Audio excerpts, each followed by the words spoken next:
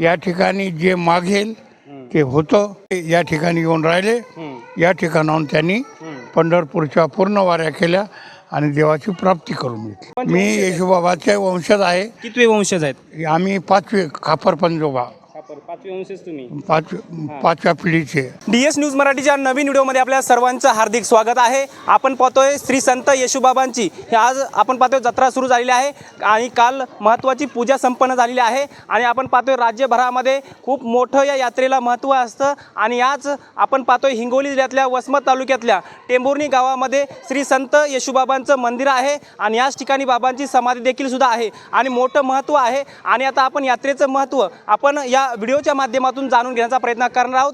श्री संत येशूबाबांचं सामाजिक कार्य काय आहे, जन्म मृत्यू असेल, हे संपूर्ण इतिहास आपण जाणून घेण्याचा प्रयत्न करणार आहोत. आपल्यासोबत काही गावातील मंडळी आहेत. काय सांगाल एकंदरीत श्री संत येशूबाबांचं या ठिकाणी यात्रा भरलेली आहे, काय महत्त्व आहे? येशूबाबाचं महत्त्व एवढंच आहे की येशूबाबा हे चार चौघामध्ये राहणारे फार मोठे संत होऊन गेले. त्यांनी जवळजवळ 2000च्या 1000च्या वर वाऱ्या पंढरपूर येथे करून देवाची प्राप्ती करून घेतली. जीवन मरण हे त्यांना समजून येत होतं, त्यांना कळत होतं. कारण एक उदाहरणच्या याच्यावर द्यायचं झालं तर ज्यावेळेस मध्यंतरी त्यांच्या 1000 वाऱ्या शिल्लक होत्या त्यावेळेस त्यांनी त्यांना येण्याचा काही सिग्नल मिळाले निसर्गातून. त्यांनी याच ठिकाणी या मंदिराच्या समोर समाधी त्यावेळेस नव्हती, तर इथं 2 झाडं लिंबाची होती. त्या ठिकाणी तर रावटी लावून ते ध्यानस्थ बसले आणि त्यांचा प्राण निघून गेला. त्यावेळेस त्यांना पंढरपूरला जायचं होतं, तर त्यांचे गंगाखेडचे ठाकरे बाबा आणि शिरळचे पांडे बाबा या ठिकाणी आले. शिवेवर येतात गावाले काही गुराख्यांनी त्यांना सांगितलं येशूबा तर गेले. सकाळी त्यांचा मृत्यू झाला. म्हणजे असं होऊ शकत नाही, आम्हाला सांगितल्याशिवाय जात नाही, म्हणून त्यांनी गावात प्रस्थान केलं. या ठिकाणी आले, बघितलं तर ते हे बसलेले. ते पांडेबाबा म्हणले, पांडे बाबा की येशूबाबा तुम्हाला शोभतं काय, आपल्या वाऱ्या अजून बाकी आहेत, आपल्याला जाणं आहे, तुम्ही उठा. ते म्हणले, डोळे उघडले आणि त्यांना बोलले. ते म्हणले बाबा रे, मरण हे निश्चित आहे, प्रत्येक मानवाला जाणे आहे, तसा मी गेलो, हे मला कळालं, मी गेलो. मग आता जर कोणी जायचं असेल तर माझ्या जागी दुसरा एखादा माणूस पाठवावा लागेल. त्या ठिकाणी दत्तूबाबा ही जी जिवंत समाधी आहे पांढरी छोटी, ही त्यांच्या भावाची आहे, बंधूची. त्यांनी काय मरण पत्करलं आणि भावाच्या ठिकाणी बसून गेले आणि म्हणले दादा तुम्ही वाऱ्या करा, मी या ठिकाणी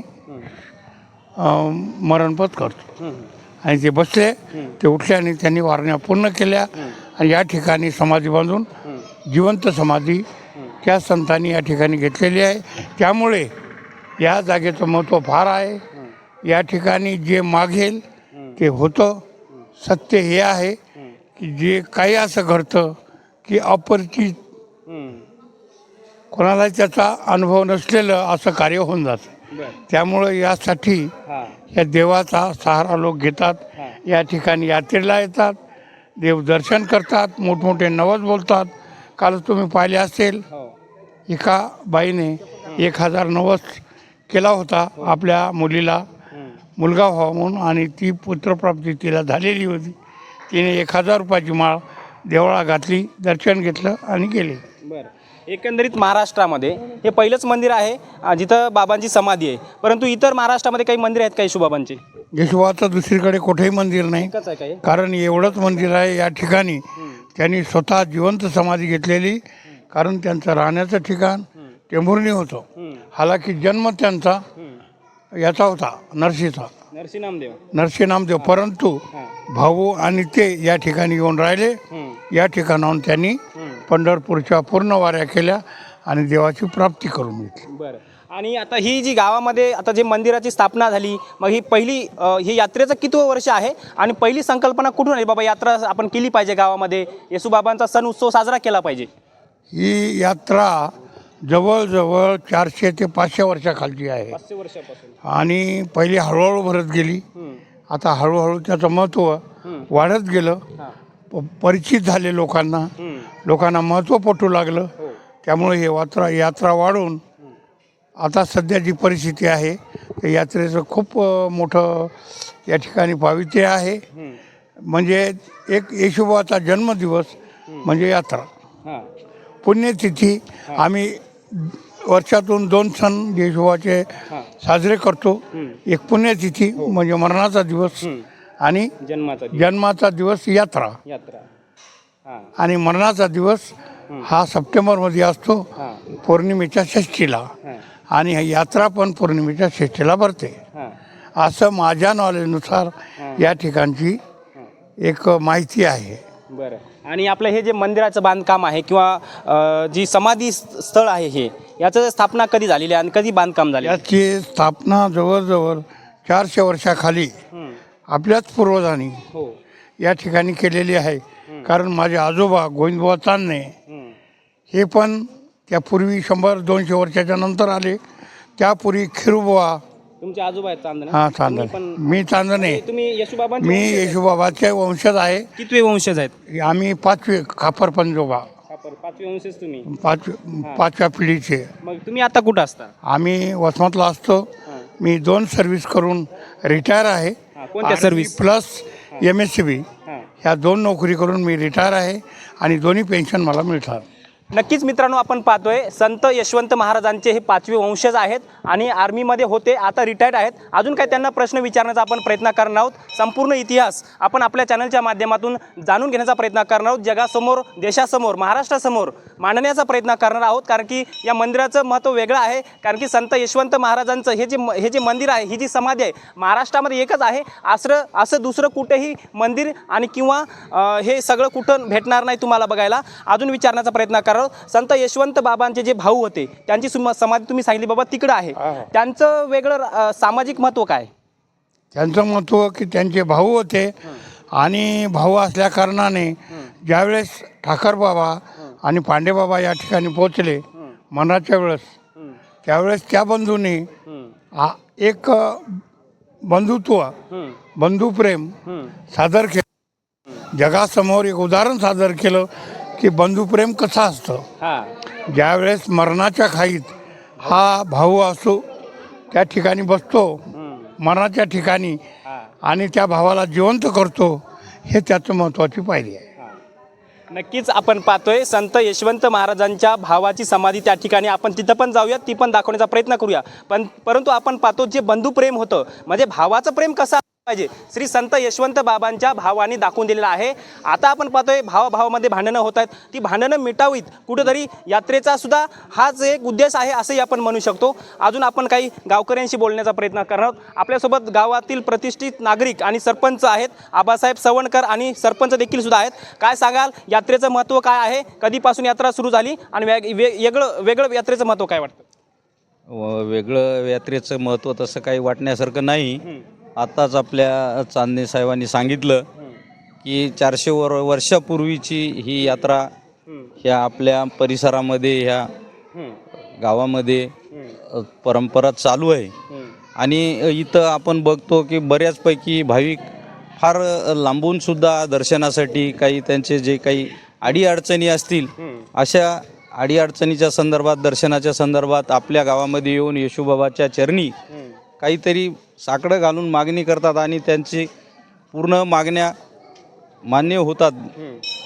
तर त्या संदर्भानं या आपल्या परिसरामध्ये हे यात्रेचं एक आगळं वेगळं स्वरूप फार दिवसापासून चालत आलेलं आहे. आपण तर आपल्या लहानपणापासून पाहतो ही यात्रा फार चांगल्या पद्धतीनं असते आणि गावकऱ्याचं सुद्धा या यात्रेला चांगला प्रतिसाद असतंय.